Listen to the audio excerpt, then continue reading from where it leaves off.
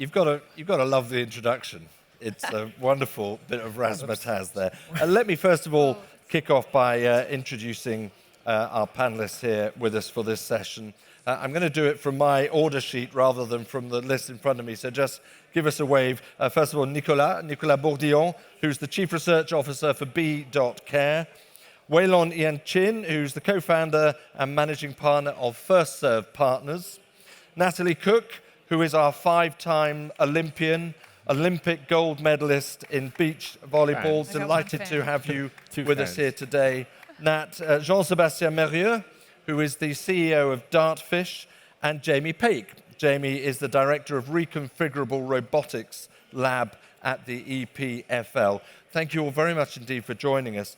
We have an idea of a direction we want to go in terms of our discussion, but I think given what we've just been listening to, Jamie, I want to start with you a little bit about the sort of things you're looking at and working on, applications, technology applications, which may or may not be used within sport, but are enhancing physical movement. How far can you go? Great question. So personally, my lab really works on the newest technology in robotics to bring the latest in all types of technology, sensors, actuators, materials, design, to work better with human body. Human body is really, really complex.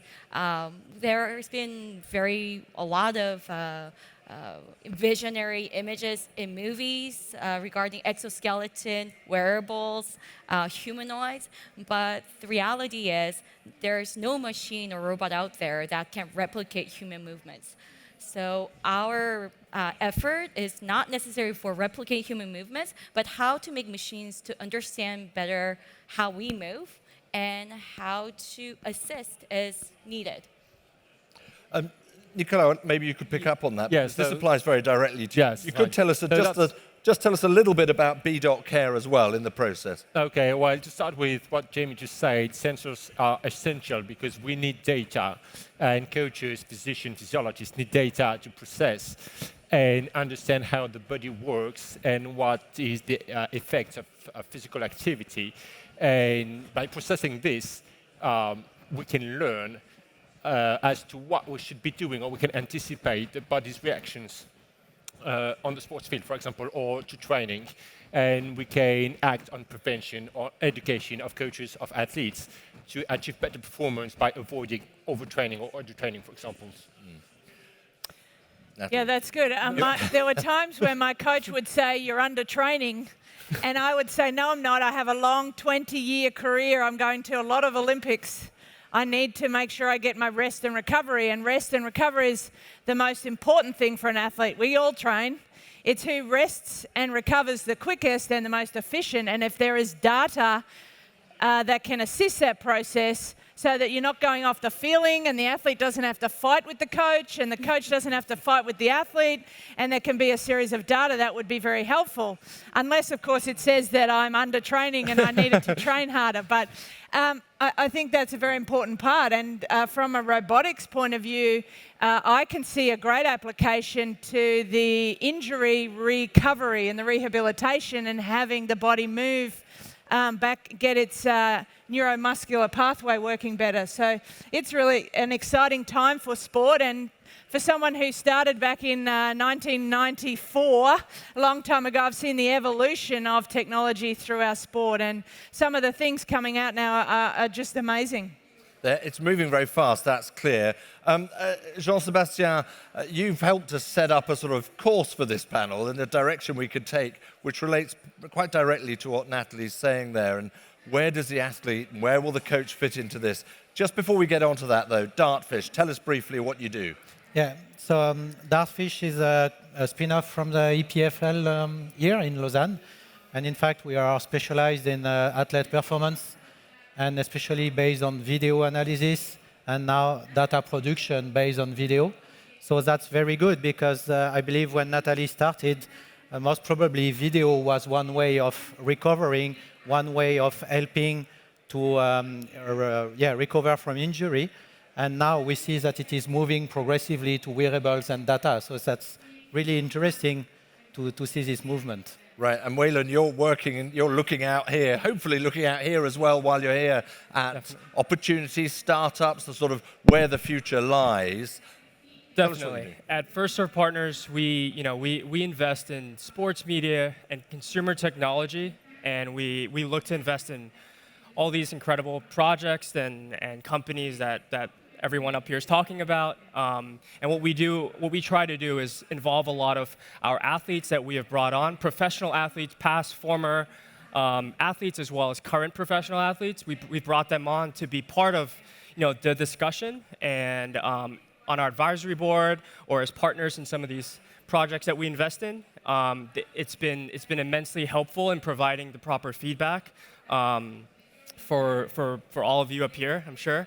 And so we look to continue supporting and investing in this next wave of change that we see happening through technology. Okay, thank you very much. I just want to ask you here, on a very much a housekeeping level, can you hear us fine? Hands up if you can hear us nice and clearly. Great, excellent, because there's quite a lot coming onto the stage from the background there, so I just wanted to check. Okay, so let's kick this off a little bit then. Jean-Sebastien, you raised a question about the level of technology, the level of data available, the extent to which you finesse and hone and almost perfect the athlete by the data you get. And there is a risk there. It takes away perhaps what we come to think sport is built on, which is you never quite know what's going to happen. Exactly. I mean, all the data that we can now collect, and especially the physiology data, the fact that you can know perfectly if your athlete is in a good shape or not, if he has to recover more or not. All those data are very, there is a lot. It has to be absorbed. It has to be understood by the coach. And then the coach needs to transfer this information to the athlete so that the athlete can make the best. The risk with all the data you have is that at some point in time, the coach and the team can believe that they know more about how the athlete is feeling, and they will ignore what the athlete can say. This is the first thing. And the second risk with this is all those data can lead to, let's say, transforming the athlete in a pure tool of a team having designed everything about recovery, training, competition, strategy during the game. And we all know, I believe, that at the end of the day, the athlete is key. So how to make sure that all this technology is tuned to the performance and not tuned for data only? Nicolas? Yes, so that's a critical question. And I think one of the main concerns is we need education. We cannot leave the technology go by itself and leave the athlete and the coach behind. We need to make a team and actually all move together and give education to coaches and athletes and coaches give feedback to technology as to what they want, what they need, so that everybody moves together and there is no left behind or ununderstandable data or things that should not have happened. And we need to keep the connection and the human being between the coach and athletes, which is key to performance. But that's not what's happening, surely. Isn't that the trouble with the pace of the speed of technology and the things that can be done now? I mean, Natalie, you talked about still competing into the 90s. Horribly, that's light years ago, isn't it now? Absolutely. Things move at an incredible pace. And do athletes, you think, really have a sense of control, of sense of self, to know that I know when I want to be in charge, or actually if that's what the data says or that's what the coach says the data says, I've got to go with it? Well, that's another code of engagement that has to be discussed between the coach, the team. I was in a sport that the first time it was in the Olympics in 1996, it was brand new, and we're a very unique sport, probably a little similar to tennis, which Waylon's involved in. I employed the coach, which meant I could fire the coach. So I felt very strong and powerful in that space. But imagine if you're on a basketball team, I guess you don't have the same level of autonomy as the athlete. But I think when I started, we would all set our video, our VCR cameras that were this big at the end of the court on tripods. And as athletes, our job was to hit the opposition tripod over so they wouldn't gather the data. So the athletes and the coaches would be running everywhere to fix all these 10 computers. Now we have access to a feed from our International Volleyball Federation, especially at the Olympics, and programs like Dartfish can actually overlay information so you can watch specifics in a short period. We used to troll through hours of footage looking for data and analysis, and we were discussing out the back that at the end of the day, it's here and here of the athlete. We saw the Minnesota Vikings miracle moment.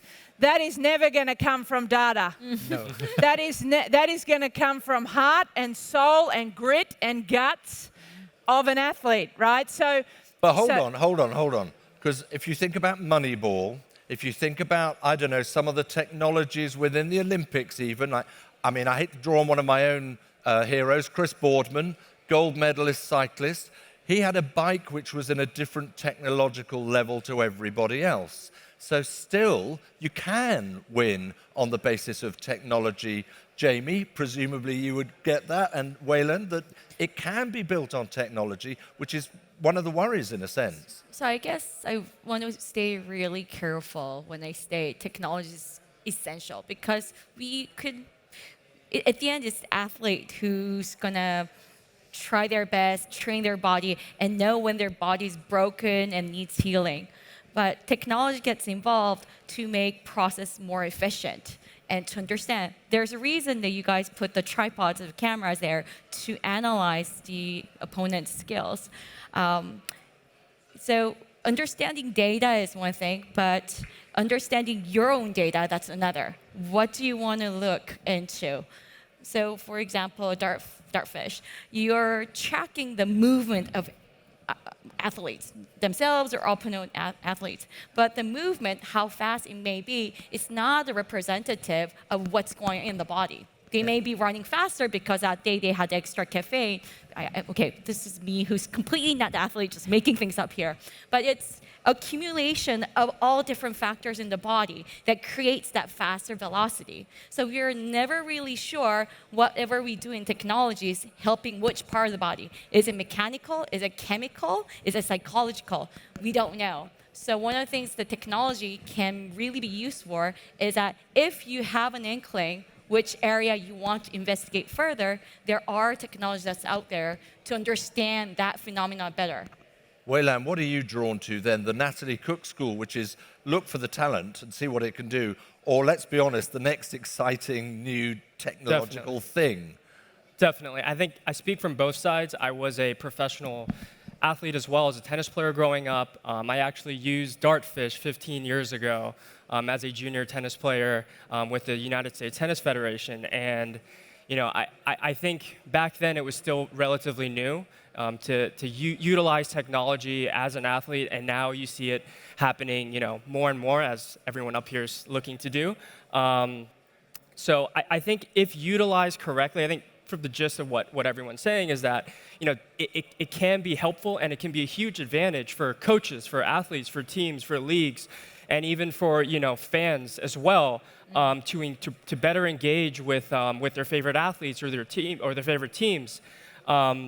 If utilized correctly, it really does still come down a lot to the athlete's heart and soul in some ways when they compete and how well they compete.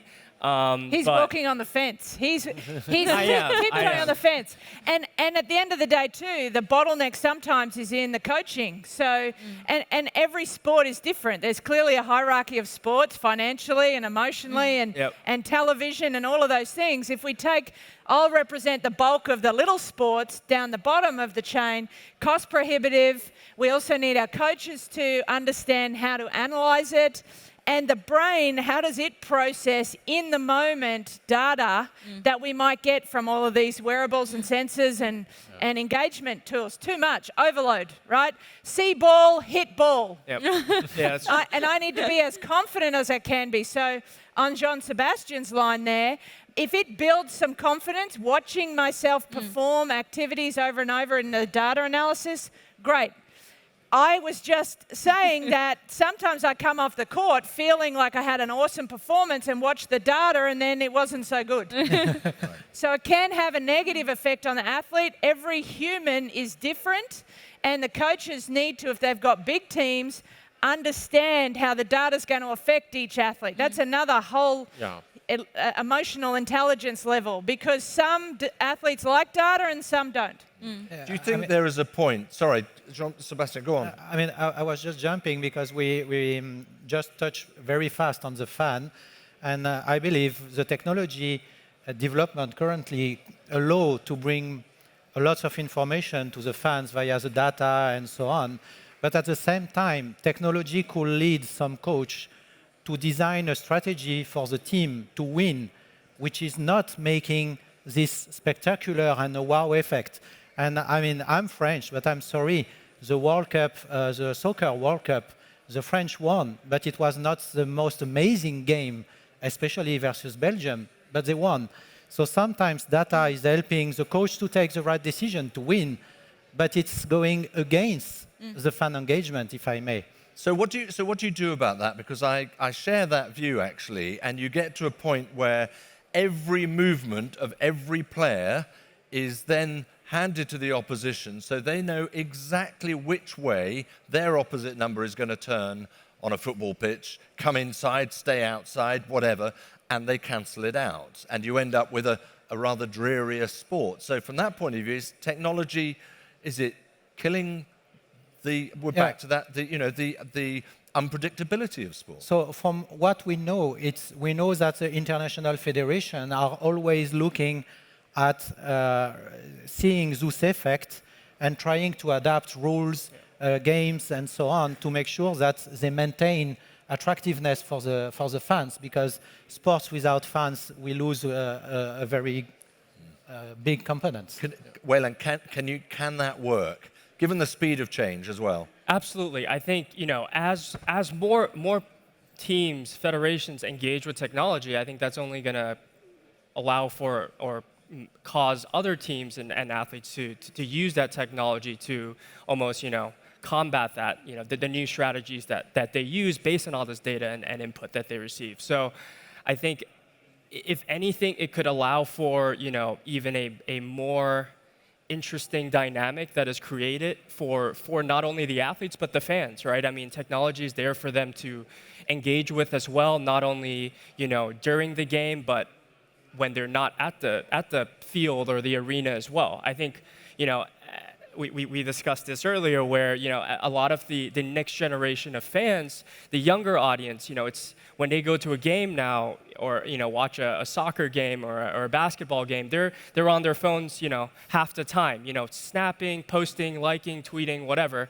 And for a lot of the teams and leagues and sponsors, is not about how do we get them off their phones to watch the live action that's going on. It's, look, they're going to be on their phones, and how do we engage them through what through their language, which is the digital platforms that they're stuck on all day. So whether it's in-game apps or social content or media content that is created, outside of beyond just that live event, I think that's one way for teams and leagues have, or that they're looking to engage and grow their fan base in the next generation. So yeah, we hear so much about fan engagement, growing the fan base. In a way, Nat, that runs counter to what the sport might want, doesn't it? I mean, we're going to have a session later with FIFA talking about the VAR, the video refereeing facility. Fans have been saying for years,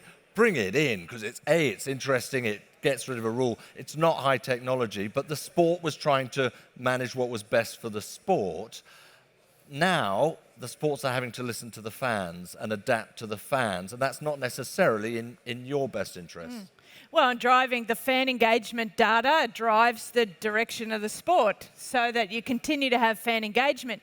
And then at some point, we've got fans following and liking and tweeting. How do we get fans active? And how do we activate a fan so that they can be physically and physiologically healthier? We're seeing a massive obesity problem in the world. Waylon said it. We're not going to get them off their phones, be nice if there was this vault we could put them in and they have to go and play. But now there's new technology in how we keep. How can we use the technology to get our fans and kids and next generations more physically active and engaged in their sport or in other sports? And sometimes the fan engagement data does cause changes in the game that athletes don't like. And things like size of the court for us, the ball size, they wanted the ball to be in play longer, they would change the ball without telling us. And as athletes, we would come along and go, hang on, the ball's bigger. They're like, no, it's not. Like, yes, it is. They thought we didn't know. So things like that would change. And it's all because of fan TV engagement, money, and not so good for the shoulder of the athlete who had to hit the volleyball that was heavier. So it's a fine balance. And I think technology can be used to also help the balance. It's an interesting time you should say that, because I think the role of the athlete within sport has actually never been on a higher profile, demanding more rights, possibly more money, but more say in the way their sports work. And yet technology is moving at an even faster pace. I don't know, Nicolas, if you have a view on who's winning the race. Well, I don't think this has to be seen as a race. It has to be like a discussion, with feedbacks on both sides. And as Natalie said, we need to find a balance on this. And so once again, technology has to be seen as a tool to help fans, coaches, athletes, not as something moving by itself, and we have to race with it and catch it up. I mean, we are controlling technology and its development, and we need to act on this and make the decisions that will lead us to the direction we want. And we need to consider athletes, coaches, fans again, and investors, and everybody is part of the game. Jamie, you're never going to stop looking for the next right. development and achievement, really. So the fan base who wants, this really shocked me, because to me, for parents to go to their children's soccer game and in front of them, they're actually using not video cameras, like phones, and they look at their children through the phone instead of actually looking at them directly. And that's happening also in the very expensive games as well. And I think you need to bring an added value if you want to really engage fans in that case. Why would they keep looking into their phone if they could gather more experience? So one of the things that I think the latest technology can be used for engaging fans further is by approaching their other sensory stimulation, meaning tactile. So visually, we are overwhelmed in a game. You see a lot of people, you have a huge arena. Audibly, you're also very much stimulated. It's loud, a lot of music, yelling, applause. But if you could feel what your favorite athlete is feeling, for example, their heartbeat directly next to you, if you can feel their temperature, maybe that can be another way of engaging them even further physically. We already have that kind of data. If you're, so now they have a virtual reality biking spinning classes where you feel like you're biking not inside a small room, so with the people, but you're biking inside a galaxy or in the middle of mountains. But if you can add this additional stimulation to sensation to fans who's in the arena, feeling what the athlete's feeling directly under your butt, back, as if you're in a 4D cinema, but in real time with a favorite athlete. Right, well then, Waylon, this is really interesting to develop a little bit, because if you are the player who has been given the ball to take the penalty in the last minute of the World Cup final, and the fans know what your heartbeat is doing, is that, that would be brilliant. Wouldn't you love to see it? But is that fair? That's a good question. Yes, that's a very good question. That's a good question. I think,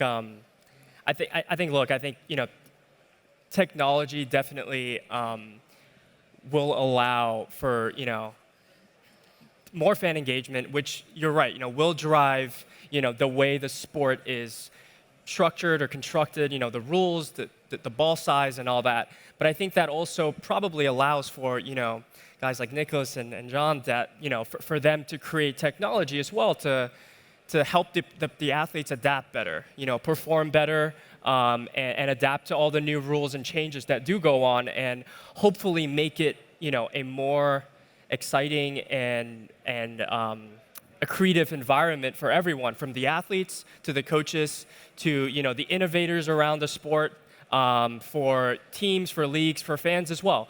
Because we know that in sports, all these elements and parties are extremely critical to what makes sports, sports. So, Nat, your position there, people know what your heart rate was in, I take the example of the football example because it's very clear in a way, but that could impact how people view you then as an athlete, including coaches.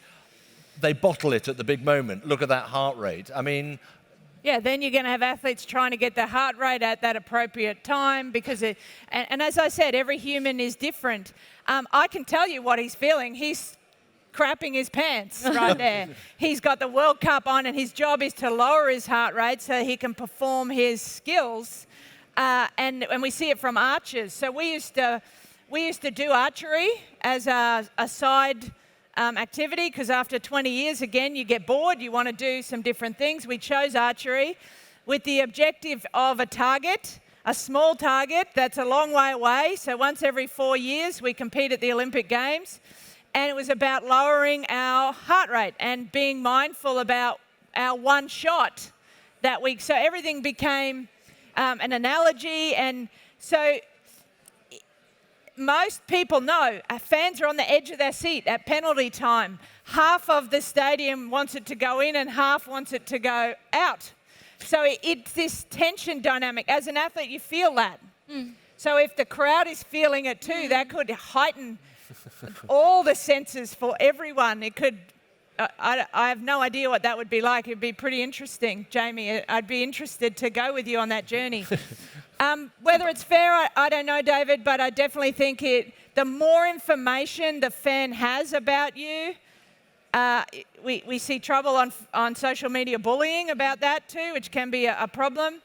But the closer they feel to you, the more engaged they are, the more emotional. We saw it again at the start of today. It sounds like you're also saying that actually instinctively we know a lot of these areas where we should improve and should work. You've worked it out for yourselves, and technology might perhaps highlight it a little bit better, but doesn't fundamentally change your sport or your approach?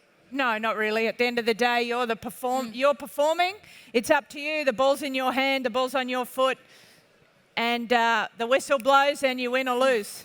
The campaign, interestingly enough, the Bring It Home campaign, I was really interested in that from the Minnesota Vikings because they future-paced.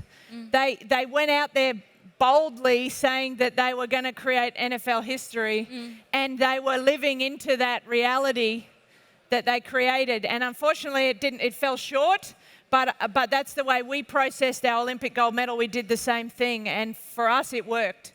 So it definitely is future reality, future pacing, understanding what's coming is very helpful. I've got one last question before I want to get Rob involved and bring some of you in as well, and that is about the role of the coach. I think, Jean-Sebastien, you said early on, the speed with which the process moves, the coach, has to keep across all that, which is a massive challenge, and they're not necessarily digitally,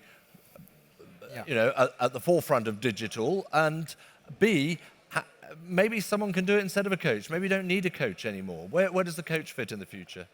I believe the coach, for sure, the coach role is evolving, at least from what we see, from somebody knowing a bit the strategies, the data, and now the coach is more somebody who will have to transfer the information he gathers to the athlete and make sure the athlete is well prepared and make sure the emotional message is understood.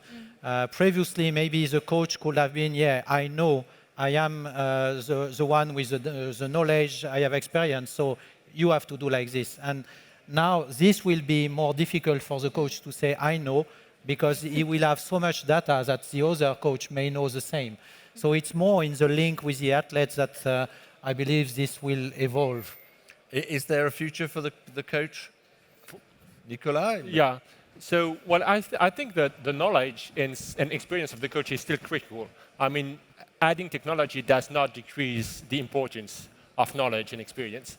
It is just an additional tool that the coach has to process and transmit the information to the athletes. and maybe you have a point on this. So we're talking backstage at the back that I mean the relation between the coach and the athlete is still key, and it is just how fast you process for the coach and give it to the athletes on the moment, on the fly, or on the day. Yeah, and John Sebastien said that maybe it's not, you don't deliver it to the athlete, maybe it's used to develop a strategy, because too much information, sometimes we're trying to simplify it for the athlete, depending on the sport, and the coach is developing the strategy, and then you'll find times where, like the World Cup, where it's a bit robotic, because one's combating the other. As an athlete, we go to, the ball's supposed to go there. I've been told it's supposed to go there. They're supposed to go there 95% of the time. It hasn't worked. It's been 45 minutes. I'm going to do the opposite. And that's a human decision too that you have with either your volleyball partner or yourself. And that is how I qualified for the London Olympics. I was following a game plan that was actually for my other Australian team playing the Chinese. And it didn't really help me because I was a different athlete. And I went for an hour on the same strategy. And I said, I've got to change this. This is the definition of insanity. And I made a switch. I went against my partner's call. And I made a switch. And we qualified for the Olympics. So that's the intuition that you'll never take out of the sport and the athlete. And the data and the technology can only enhance some parts of it. But you'll always find the heart of the athlete and the belief of the athlete the number one thing. Nat Cook 1, technology 0 on that occasion. And a round of applause. And a fan engagement. That's absolutely awesome.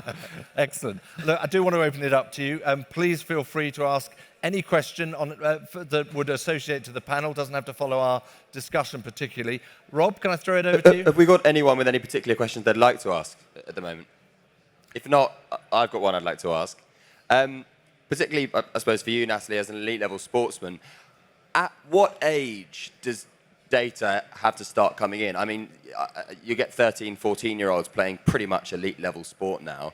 And how does that take away from the enjoyment of sport? Yeah, that's a good question. Sometimes, we train so much, we train so hard, and then all of a sudden we've got to go into a video session and sit and watch video, and it's quite tiring, which is why I like your data on the autonomic nervous system and the physiology of the athlete. But I think, again, each athlete is different. If they enjoy that process, I didn't particularly until the end of my career when I could watch it in 5 minutes. But as the athletes are getting younger and they're used to technology, maybe it's okay. And I think every person and every athlete is different, and we can bring the technology in as they see fit, as it's based on performance. As an example, one of the things that happened for our team in London at the Olympics was we were told we had to remove all Facebook apps off our phone. Now, some of the younger generation that had grown up with Facebook started to have an automatic nervous system response, and it was bad for their performance. This is part of the data that we need to analyse too, which athletes need what. And I think, it's never too early, it's never too late. It's just, is it appropriate at this time for this athlete and this team and this performance? Yeah, I think there's a key point here that is individualization. I mean, each athlete is different, and technology and things have to adapt to each in particular. There's there's sports team, but in a team there is individuals, and the technology can help you target individuals as part of your team and make differences on this. And I think this is critical. So, other question? Hi, I'm Yvette. I have also a question. I think it's also very important if we're gonna implement the crowd more, that every person has its own way of getting enthusiastic. Yeah. Some people want to smell somebody and other people want to feel them, right? While others want to hear them. Everybody has their own senses where they adapt to and where they get aroused, right? So if we're going to go into that area of expertise and make new tools, we should definitely not forget that the crowd has their own personal adapting too. We have to think of the athletes, but also the people, or else we're going to miss the boat and just want to add in the conversation over there. I'm No, not that's sure if good. I think, Waylon, that's Definitely. I think you're absolutely right. I think, with technology and, your personal technology, everyone has their cell phone, everyone has their tech devices. I think everyone's used to a personalized experience. And that is extremely critical. So we look at a lot of platforms that look to, the personal interests and passions of each fan. You're right, they're all different from age and general backgrounds and demographics and what they're interested in. So it is extremely critical that that customized, personalized experience for each fan is addressed, and that's how you're most likely to be able to effectively engage them. Yeah, Absolutely. if I may, a quick comment on this, because I believe this is, of course, you're fully right with what you say, but when we look also at the fan experience, when you go to the stadium and so on, this is pretty much, let's say, a social activity. So this is very important if we start to think about fan engagement, not to underestimate the fact that those fans are part of a tribe. I mean, I was in Bratislava for the Swiss ice hockey game. Unfortunately, they lost, but I mean, the full arena was red with some cows with the White Cross of Switzerland. And they were not one person, but they were really acting as a social group. And I believe maybe for the new generation, they are used to have one device, which is their device, but they are still using pretty much peer-to-peer interaction, tribe interaction. And I believe this is an important thing to keep in mind in fan engagement. Absolutely, yeah. Any more? But would you like to ask a quick question? Yep. Yeah, hi. At what point does data or technology become counterproductive for either the fan and fan engagement or for the athlete and distract from performance? I think I might have a quick question, quick answer on that. I do get asked a lot as a roboticist. Are you not afraid the artificial intelligence is taking over our world? And I think this also could apply to sports world. I have a quick answer to that. That's not what I'm worried about. The thing that I'm worried about the most is the real intelligence is missing.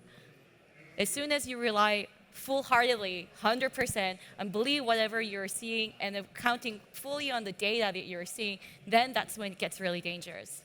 When you keep your intelligent, when you're very discerning about what you're reading and you are concerned about what you're receiving, then you're actually staying much safer and ahead of the curve. Then you get to use those, but you're not completely dependent on those.